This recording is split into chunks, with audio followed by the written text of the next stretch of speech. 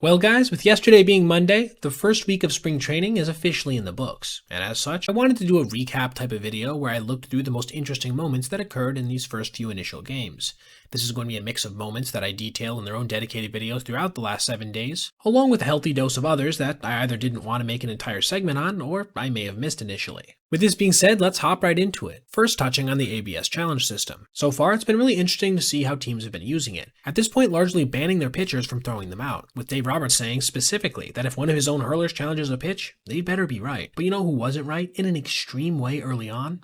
Austin Wells, who challenged this pitch that looked like it was a full ball's length below the strike zone. This will probably go down as one of the bigger misses of the spring when it's all said and done. This came in the same contest where Pete Alonso hit his first home run as an Oriole, a 2-run shot to left field courtesy of that signature war hack. There's probably going to be a lot of those in Baltimore this season. Speaking of homers, let's talk about Zach Veen, who people are claiming added 40 pounds of muscle in the offseason, something that seems a little bit exaggerated in my opinion and perhaps not even physically possible, but was at least partially backed up by his 113-mile-an-hour, 468-foot walk-off tank. Regardless of the emerging mythology, just from the eye test, it is clear he beefed up, even if that 40-pound claim is a bit ridiculous. But perhaps not as ridiculous as this triple play that ended up being turned by the Giants on a routine single to right field, when Matt Shaw got a bad break off of second, creating a logjam on the bases with new teammate Alex Bregman, after Seiya Suzuki had already got thrown out going for 2.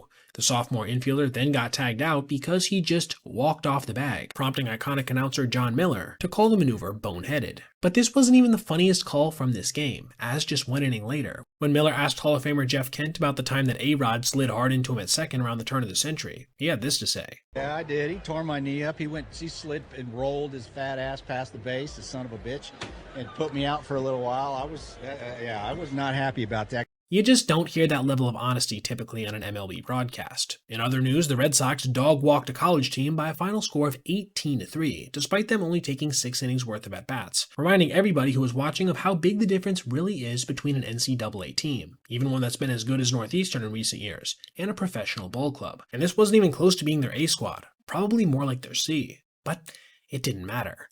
MLB's recent Japanese imports each had solid starts to their spring, with Munetaka Murakami blistering 2 hits at over 105 miles an hour, something that the White Sox only saw their players do 13 times last year, with both of them, encouragingly, coming off of heaters, despite an offseason narrative gaining a lot of steam that he would struggle versus velocity. Even with this impressive feat being registered on the first day of spring, I still would argue that he had the second best week of any incoming NPB player, as Kazuma Okamoto first made this nice play coming in from third base. There's certainly going to be questions in regards to him playing there defensively, but in that moment he sure looked smooth. He then, a couple games later, crushed his first home run of spring training, a 431-foot tank off a breaking ball that wasn't even that badly placed. He has a real chance to be a problem in his first major league season. Speaking of problems, ABS had one of its own in a game between the Rangers and Cubs, when Carson Kelly challenged this breaking ball low, only to have to endure over a minute straight of a pulsing ABS sign up on the Jumbotron, before umpire Nick Marley decided to pull the plug and move on with the game. Interestingly, there would be an additional 5 strike zone challenges before the day was out, with the rest of them having 0 issues. Blue Jays fans got traumatized once again in association with World Series Game 7 when they saw a semi-familiar game-ending double play come on a broken bat versus the Mets. Mercifully, at least these games don't count yet, because it's spring,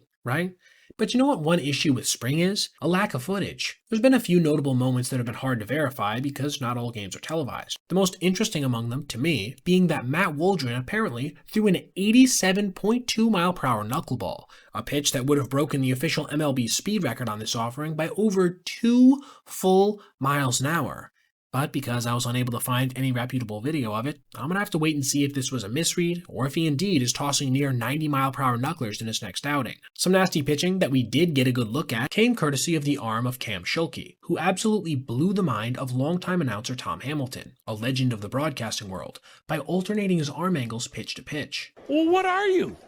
Conventional or submarine style? Never seen that one before. After he makes a couple more appearances, I'll probably have to do a dedicated video on just how bizarre he really is. Now, let's end the video with 2 pieces of news that actually had nothing to do with the games themselves, with the first one being that Tarek Skubal announced that he's only going to make 1 start in the WBC, and in pool play, a revelation that significantly weakens the USA's starting rotation. Not that it may end up mattering, considering how stacked the rest of the team is. Maybe this means we'll end up getting to see Nolan McLean start a game on an international stage, which I personally would find super engaging. He's one of my favorite young hurlers. And finally, let's end our video with a piece of news that came out today, as Chris Sale agreed to a 1-year extension with the Braves that will keep him under contract through the end of the 2027 season, with an additional $30 million club option on top of that. This is, in my opinion, a relative steal for a guy who, while he does have major health concerns, should still be a top 10 pitcher in the big leagues over the next couple seasons. Alright guys, be sure to let me know in the comments below if I missed anything, and if you like this format in general. I might start doing these every week if enough people enjoy them.